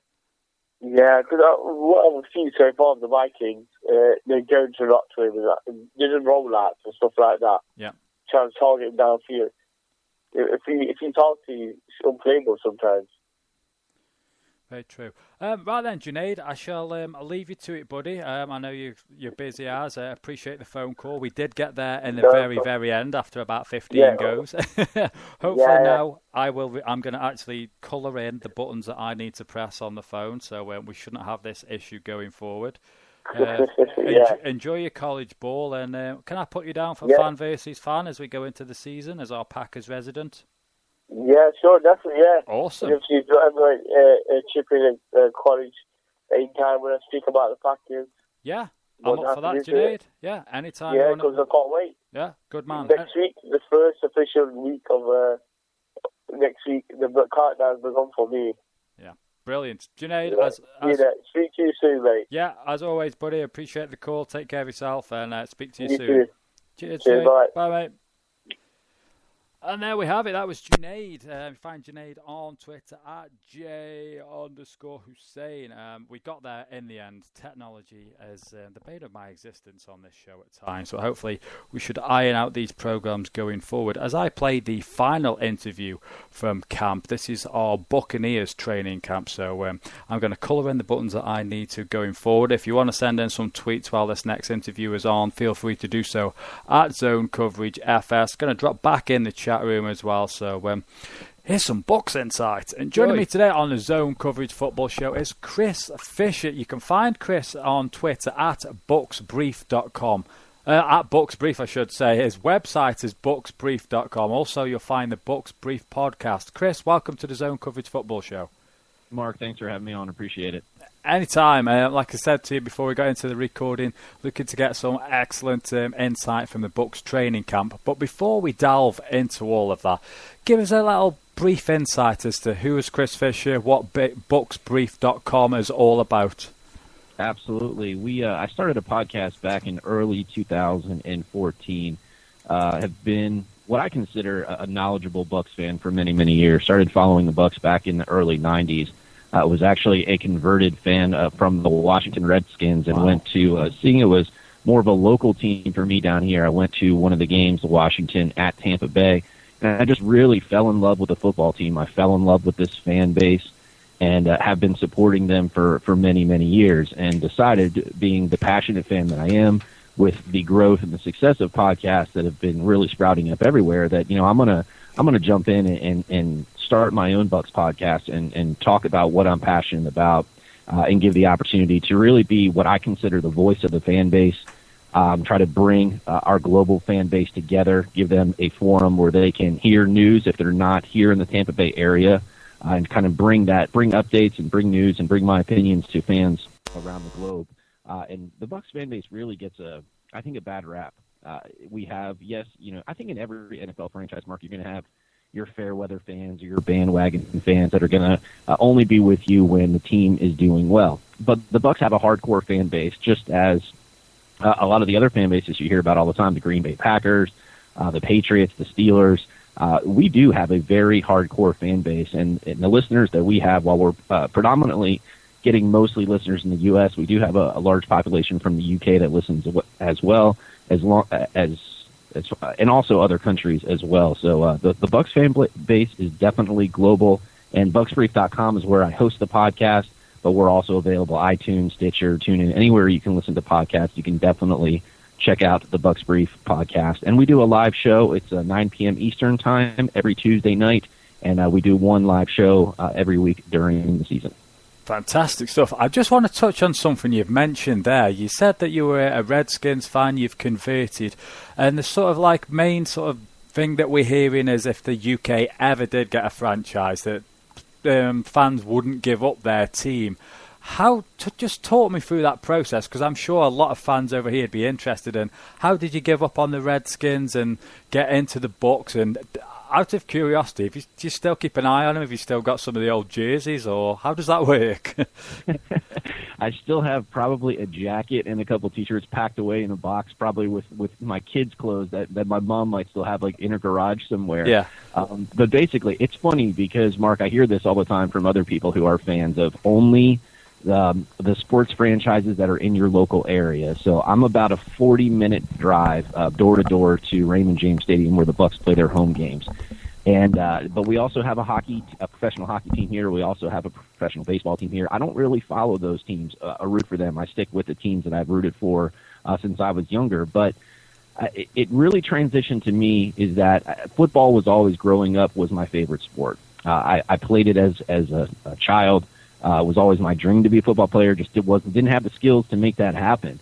So I just really wanted to identify with a local fan base. And when I went to the first game that I had ever been to in the early 90s for the Bucs, I was surprised because I was so expecting it to be mostly Washington Redskins fans and not see a strong support of the local franchise. And it was the exact opposite. So I started following the team, started going to about 4 or 5 home games every year, became a season ticket holder. So really the transition for me was just because of the fact that I felt like I belonged in this local fan base.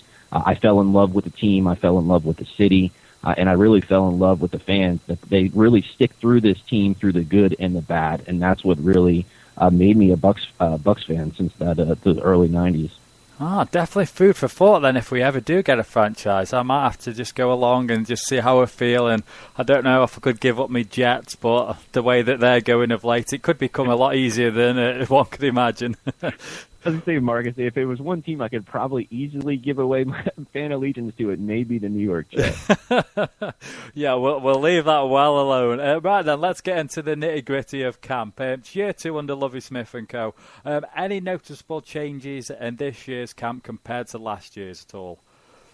Well, it's interesting, Mark, because if you would think that a team coming off a 2-14 season and there wouldn't be a lot of excitement coming into this training camp, it's the exact opposite. I think we had, it was a Saturday, I believe the last Saturday, we had about 3,000 to 4,000 fans in attendance, and it's, wow. I mean, it's just wall to wall.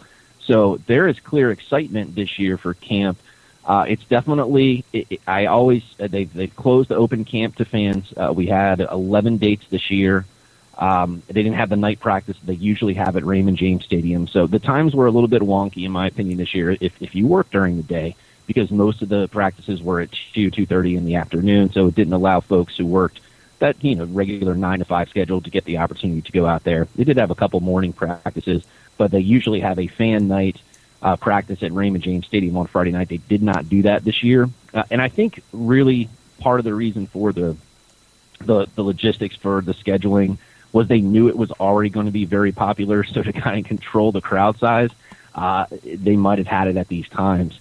But the excitement is definitely there. Obviously, all eyes are on Jameis Winston. It's been really the talk since before even the NFL draft, Mark, of pretty much knowing that he was going to come into Tampa. It's always very hot. We had some rain issues that they've had to move a couple practices. The intensity has definitely been there, especially the last couple practices where you see a little bit of scuffles, the offense and defense. But this fan base is very excited. It was a very exciting fan base. It's a very hands-on. The players sign a lot of autographs. There's always accessibility to the players, so it's always a great time that Bucs fans have the opportunity to get out there for training camp. You mentioned Jameis Winston. We will touch base with him in a little moment. But the guys that are protecting Jameis, this O-line is disastrous last year. I'm sure you'll agree. Gave up 52 sacks. They've added some depth and hopefully some better quality via the draft in the form of Ali Marpet, Donovan Smith. Gusta Cherelis was signed the other day as well. Is there any light at the end of the tunnel for this unit? Have you seen any signs of improvement at all?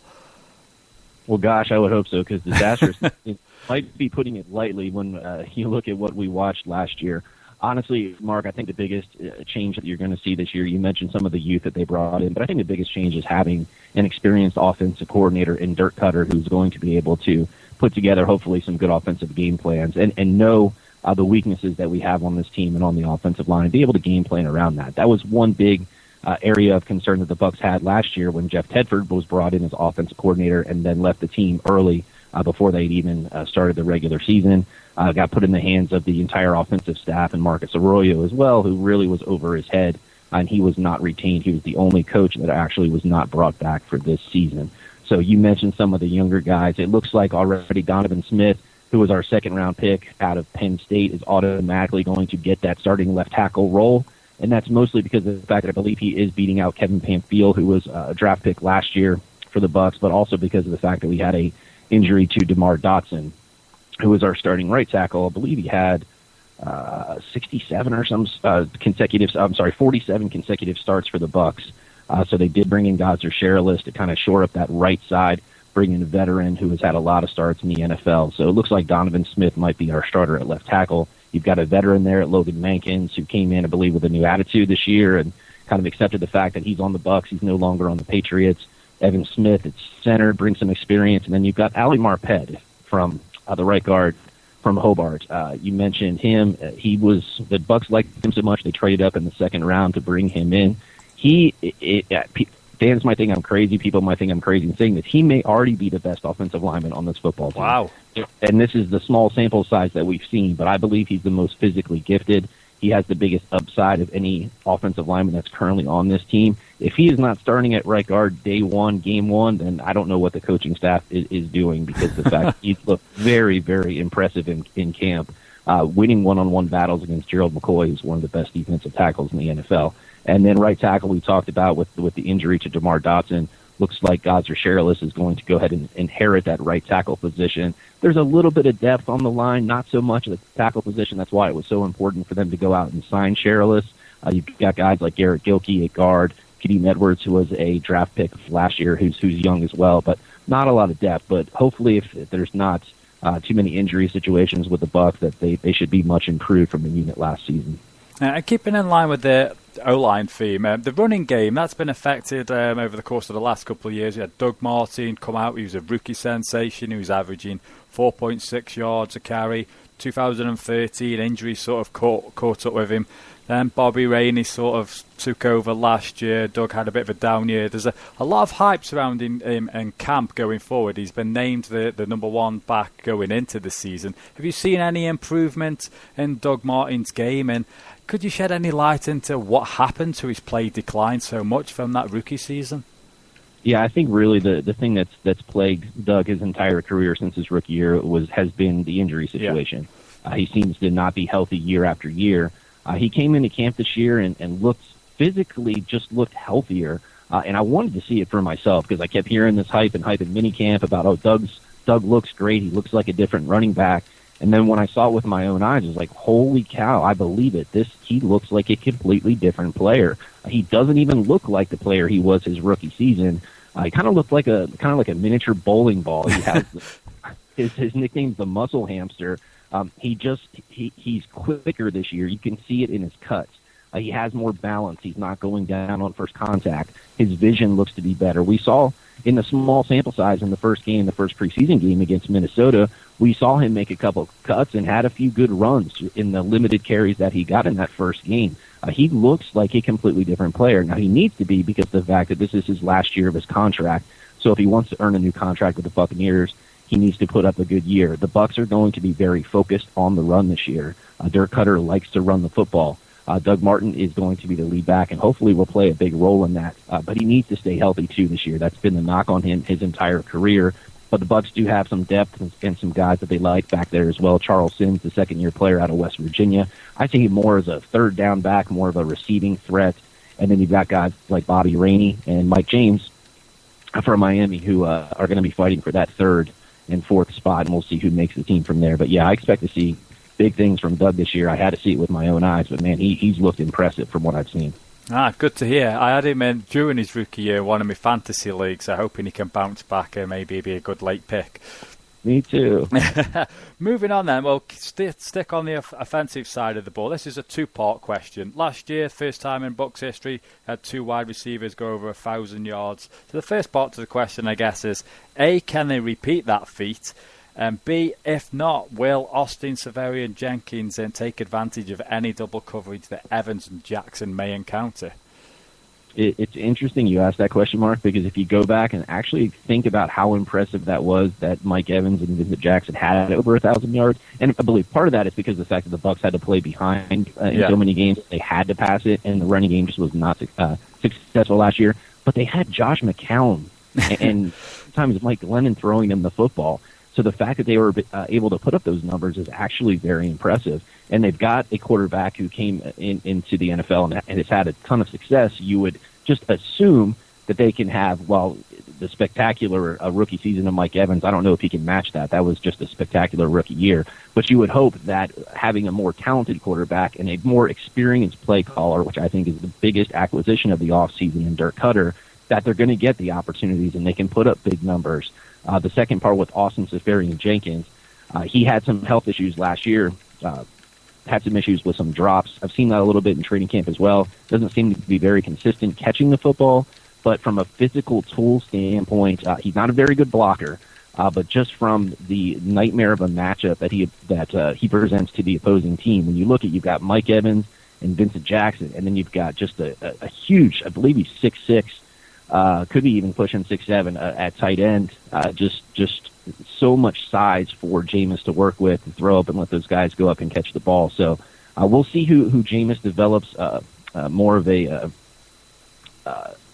relationship with on the field. There's always the concern you're going to have a sophomore slump.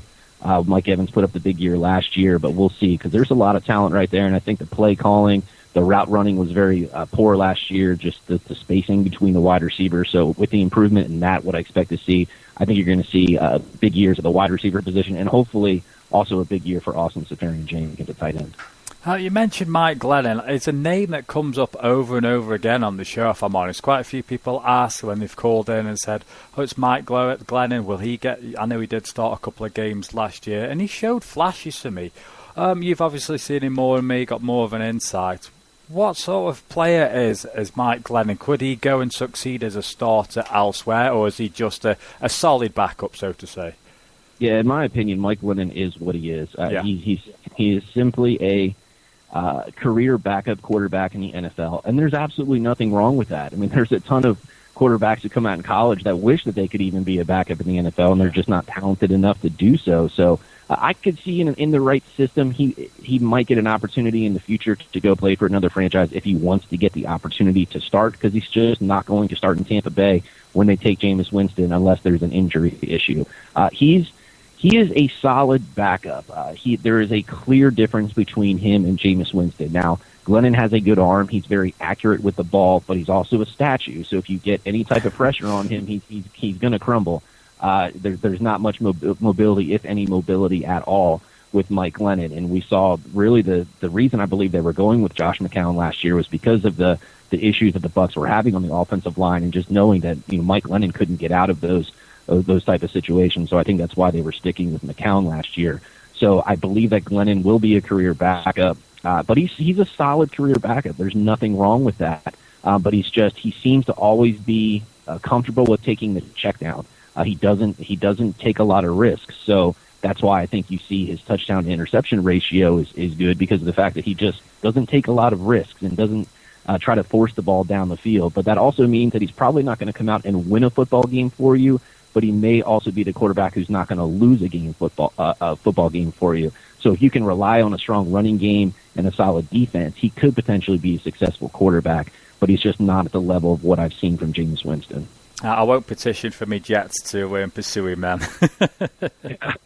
Well, the Jets could really use any help at quarterback. Yeah. Yeah, I don't see the Bucs. The Bucs need to hold on to Mike Glennon to be a backup, because right now there's nothing behind him except Lobato as the third-string quarterback, and that's a huge drop-off. So if there is an injury to Jameis Winston, you've got to have Mike Glennon, because if not, the Bucs would have to go out and try to bring in a veteran if they did move Mike Glennon. So I thought maybe going into the draft they would try and shop him around. They did not do that. I think they're very happy with him in the backup role here in Tampa. Changing gears then, defensively you've got some fantastic pieces. Gerald McCoy, Levante David. I thought that Clinton McDonald quietly had a very good year last year, underrated. Altron Werner as well, one of my favourite free agents of last year. Struggled at the beginning of the year, but then come on to the latter part of the season. As a unit then, second year under Lovey, have you seen any improvements, and what can we expect going into 2015? Well, they need to definitely have some improvement. They came on strong towards the end of last season. Lovie Smith announced yesterday, this was something that was breaking news, that he's taking over the defensive play calling responsibilities from Leslie Frazier. So he's really putting all responsibility on himself to make sure that the defense shows improvement and really plays top-notch, which I think, minus if they have any major injuries, could be a top 5 defense this year. And that's really all going to be reliant on the pass rush. That's my biggest concern with this football team. You mentioned Gerald McCoy and Clinton McDonald. Gerald McCoy, I say, is still the best 3 technique defensive tackle in football right now. I don't think anyone can touch him. Clinton McDonald had a very solid year for the Bucs last year, and they went out in the offseason and acquired Henry Melton from the Cowboys, who has looked good so far in camp, had a sack in the first preseason game, but they just went out recently and brought in Tony McDaniel, a defensive tackle from Seattle, who played in 2 Super Bowls and brings experience, and he is just mammoth. He is huge. But the concern right now is at the defensive end position. There's not a lot of experience at defensive end. You look at George Johnson was brought in the offseason from the Lions, and he's got no career starts in the NFL. So there's definitely some inexperience there. Although he's played defensive end, he's never been a starter. Jacque Smith is a younger player out of Missouri that they brought in last year. They saw some flashes of him, but he again isn't someone who's played a lot of snaps in the NFL. Behind them, there's really not much. You've got guys like T.J. Fatinikin, who showed a lot of hustle last year, veterans like Larry English, and then players like Lawrence Sidbury, who flashed and did some good things in that first preseason game. So the concern right now is really generating the pass rush from the front four. You would think they could do that at the defensive tackle position, but the defensive ends really need to step up. We have a solid linebacking core. Quan Alexander, the rookie out of LSU, has taken over right now at middle linebacker, actually pushed Bruce Carter out of that position. And they've got him working at Sam linebacker now with Danny Lansana. Levante David is Levante David, probably the best 4-3 outside linebacker in the NFL. The secondary, you mentioned Altron Werner. He had that hamstring injury in training camp last year that kind of really hampered him early on in the year. I thought he rebounded pretty well. Jonathan Banks is the other corner, someone that they're very excited about. I expect him to have a good year in the second year in this Lovie Smith defense as well. And then the safety is a bit of a concern as well. You've got Bradley McDougald, who's someone that they're very high on. I would go ahead and name him the starter. But that other position, the other safety position, with it's probably going to be Major Wright, who played with Lovie in Chicago, was on the team last year. And you've got a guy, DJ Swearinger, who looks that they brought in, who was waived by Houston, that's challenging right now for that other starting safety spot. Should be interesting then. Top 5 defense. I could see it. Yeah, you definitely make some valid points there. Yeah, and it's really, I mean, you can say this for any football team, but it's really going to be reliant on the front four. If for this defense to work, we saw it against Minnesota a little bit, where Teddy Bridgewater was kind of picking this defense apart just because of the coverage that they run. If you don't generate a pass rush, the quarterback's just going to completely pick you apart. So if they can and they're not forced to blitz, and as this team gets more and more comfortable with each other, because the talent is there, they just need to put it all together. Lovie Smith preaches takeaways. That's going to be a big thing this year. They've got to generate takeaways, put the offense in good opportunities to score points. In their first game here in the preseason against Minnesota, they had 3 takeaways. So there's a positive right there to look for moving forward, and they need to continue putting pressure on the quarterback if this is going to be what I claim to be, who could be a top 5 defense this year. Well then, we've kept him on the back burner, but there's no longer can we wait. Jameis Winston, that's what everyone wants to know about. You said he's sort of the main focal point, the talking point so far. So what's the sort of feel, A, amongst the fans, the media, his teammates? Is he showing maturity? What are his leadership qualities like? Is he knuckling down and studying? Is he well respected? Just give us an insight, and obviously into how he's been performing during camp. Absolutely. Obviously, going into the draft in the offseason, a lot of questions about his character and things he might do off the field. He has absolutely impressed me. I am a graduate of the University of Florida. He played for Florida State, so out of the gate right there, you would think I would have bias between my school and Jameis Winston. So I wanted to see him actually prove it to me. He has a command of the huddle. He is a leader already on the offensive side of the ball. Not only that, I watch him after practice wraps up. He spends time with Special Olympics kids. He seems like a politician almost sometimes, Mark, because you talk about shaking hands and kissing babies, but that's actually what he's doing. I mean, People will pick their babies and they'll hold them up and have them sign their little jersey that they're wearing and take pictures with them. He has been absolutely a professional. The players around him are warming up to him. I think, when you're younger coming in, you've got veterans in the NFL. There's always going to be that question about, who is this kid that's going to come over and try to take over the locker room? But the fact that he's got that talent, the fact that he's got a winning attitude, I've been very impressed. I think he's going to do great things in the Tampa Bay community, off the field. On the field, that's where I think you have your question marks. I think he could be inconsistent at times. But everything that I've seen so far of him, Mark, has been nothing but positive. The fans love him down here. You're always going to have your section of quote-unquote haters who are never going to like anything that he does just because it is from day one coming in. I've accepted it that's the direction that the team was going when they were going to select him. And I really it was going with the attitude of, hey, come in and prove it to me that you've got all these tools. And I've been nothing but impressed. There's nothing but positive things I can say about him right now. High praise indeed. Keeping in theme then with the rookies, how's this year rookie class looked overall then throughout camp? Well, I tell you, if there's a positive that you can take from even coming off of a 2-win season, it's the last 2 draft classes that this Bucs team has put together, and I really, really like Jason Light as a general manager. The coaching staff still has to prove it to me a little bit, but the draft picks that they've had these last 2 seasons are very exciting. You start at the top with Jameis Winston. You think right now you've got your franchise quarterback, the most talented quarterback that came into the NFL this year. I think he's head and shoulders above Marcus Mariota. He is so intelligent as a football player. You can sit there and diagram a play for him, and he can spit it back to you. He doesn't have to take notes. He memorizes everything. It's amazing to see how smart he is. A lot of folks don't know that he was actually accepted to Stanford University before he decided to go to Florida State. Wow. So he's an intelligent kid, and he lives and breathes football. That's what he's all about. So that part's exciting. Donovan Smith, a guy that they really liked. We mentioned him earlier, from Penn State, looks to be the starter right now at left tackle. Ali Marpet can't say anything but positive things about him. One of the guys that I'm most excited about, and a guy who wasn't really talked about, was the 4th-round pick, the linebacker out of LSU, Quan Alexander, who has impressed the coaching staff enough that he's already taken over the middle linebacker starting position, lining up there next to Levante David. So the staff likes him so much that Bruce Carter, who they brought in the offseason from the Dallas Cowboys, he's already supplanted him as the starting middle linebacker. And you've got some youth there as well, and they brought in Kalen Clay to work at the punt returner, kick returner position. He hasn't impressed as of yet, but we've got 3 more preseason games that we can keep an eye on him.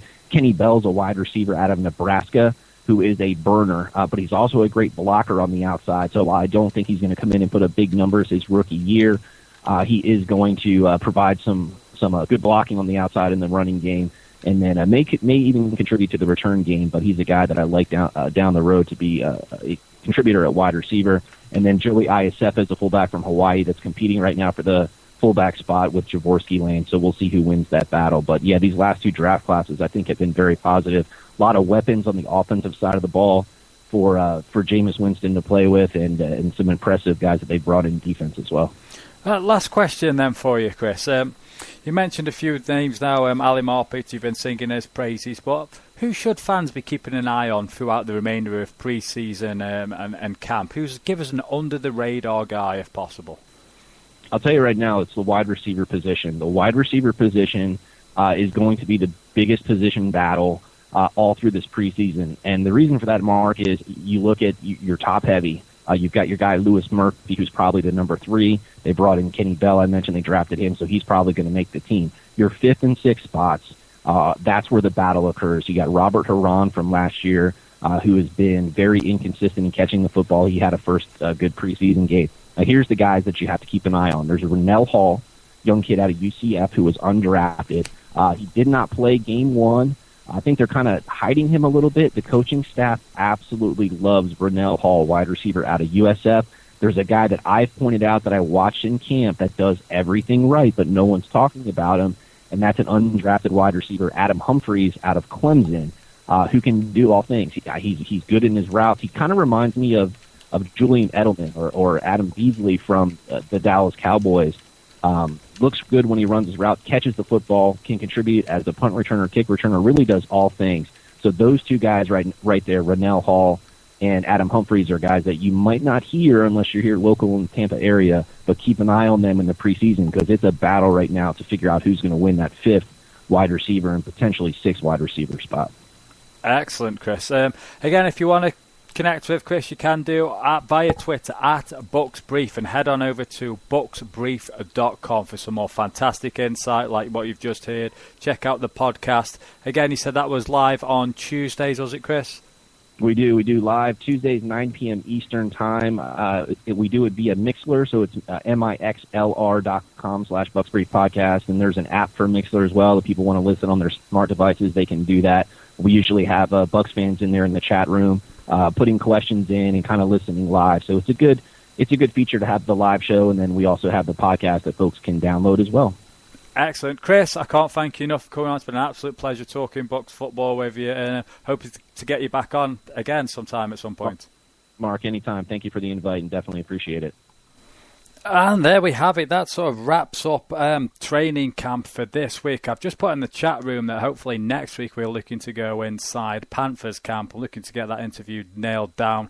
And also I'm in talks with somebody from the Ravens as well. So hopefully we'll give you some Ravens insight, Panthers camp, and I'm working on a couple of others. So next week might be the last week we're sort of doing this. Then the season's going to kick in, and then the format that you regular guys know out with all the different features, the fan versus fan, the hot route.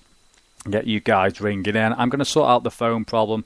I know what the issue is. For the second line in, I've got a cheaper sort of handset because I didn't want to give out my own personal mobile number on the internet, because you know what sort of place the internet can be at times. So I'm going to figure that out as we go forward. So again, apologies if the phone call was a bit of an issue. I know that the sound was going up and down a bit, so spoke to a few of the guys within the chat room, so a few good pointers there. The rest of the sound and stuff seems to be okay. So just a few technical issues that I will put to one side, and we'll get those figured out before the season is done and dusted. Right then, I don't think I give you the results of the Saturday night games. If you missed this last night, then just as I start wrapping up the show, Panthers defeated the Dolphins 31-30. The Eagles beat the Ravens 40-17. Bears beat the Colts 23-11. Patriots beat the Saints 26-24. Jags lost 12-22. I can't remember the Jags plays, but the Jags lost anyway. I think it was the Giants. The Broncos beat the Texans 14-10. Raiders lost to the Vikings 20-12. And the Chargers beat the Cardinals 22-19. Today's games, we have a game at 6 o'clock UK time. That is the Packers and Steelers. We have the Cowboys 49ers at 1 a.m. We have the Titans play at 1, the Bengals Bucs play at 1 as well. That pretty much wraps up for what has been an absolute monstrosity of a show. We are pushing nearly 2 hours. So one has to go and grab some lunch. I do believe that the niece is round, so if you can hear some noise there, we have a house full. So again, massive thank you to everyone that's tuned into the show today. The chat room has been full to the brim as usual. I know Noel's been in there as well. So hit up Noel at Blue Lion Man on Twitter. He's doing a lot of fantasy drafts. He's doing them live, and Noel's just got an abundance of fantasy stuff. If you are a big fantasy geek, Noel is your guy at Blue Lion Man on Twitter. Can't emphasize that enough. Hit up Noel. He does fantasy for you name it. Noel does fantasy stuff on it, so please head on over to at Blue Lion Man on Twitter. All the guys in the chat room, like I was saying, really appreciate you coming on board. Again, that's pretty much it. Today's show brought to you by DynastySportsEmpire.com, your number one resource for your Dynasty Sports needs, whether it's MMA, MLB, hockey, NFL. Dynasty Sports Empire has got you covered. So just head on over to DynastySportsEmpire.com and sign up today. Go enjoy that. Again, we'll be back next week. Like I said, Panthers and hopefully Ravens camp, maybe another one. We'll get the phone line sorted out, so apologies once again for that.